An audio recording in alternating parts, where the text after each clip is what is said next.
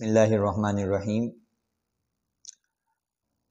ربیع الاول کی 12 تاریخ کو بڑا مبارک سمجھا جاتا ہے، اور آج بہت سارے سٹیٹس بھی میں نے اپنے ساتھیوں کے دیکھے، عزیز و اقارب کے، کہ 12 ربیع الاول مبارک۔ کچھ نے میسج بھی کیے جی 12 ربیع الاول مبارک۔ سوال یہ ہے کہ یہ دن مبارک کیوں ہے؟ ربیع الاول کی 12 تاریخ کو مبارک کیوں سمجھا جاتا ہے؟ تو جواب ملا، اس لیے کہ اس دن نبی پاک صلی اللہ علیہ وسلم پیدا ہوئے، آپ کی ولادت ہوئی، آپ دنیا میں تشریف لائے۔ اس دن کی نسبت نبی پاک صلی اللہ علیہ وسلم سے ہوئی، اس لیے یہ دن مبارک ہوا۔ ہم کہتے ہیں 12 ربیع الاول مبارک۔ جواباً عرض یہ ہے کہ ایک دن ولادت والا ہر بچے کے والدین، بہن بھائیوں، عزیز و اقارب، رشتہ داروں، محلے والوں کے لیے محترم ہوتا ہے، مبارک ہوتا ہے۔ ہر والدین، بہن بھائی، رشتہ دار، عزیز و اقارب اپنے بچے، بھتیجے، بھتیجی، بانجی، بانجے اور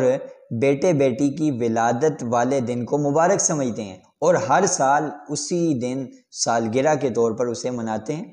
کہ اس دن ہمارا بچہ، ہماری بچی، ہمارا بھتیجا، ہماری بھتیجی، ہمارا بانجا، ہماری بانجی، ہمارا نواسا، ہماری نواسی، ہمارا پوتا، ہماری پوتی پیدا ہوئے تھے۔ تو ایک دن کی خوشی وہ تو سبھی مناتے ہیں، حضور علیہ الصلوۃ والسلام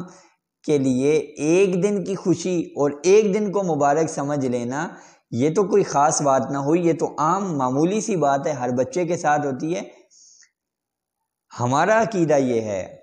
کہ صرف ربیع الاول کی 12 تاریخ حضور کی ولادت کی وجہ سے مبارک نہیں ہے، بابرکت نہیں ہے، بلکہ نبی پاک صلی اللہ علیہ وسلم جس دن پیدا ہوئے، چاہے وہ 12 تھا،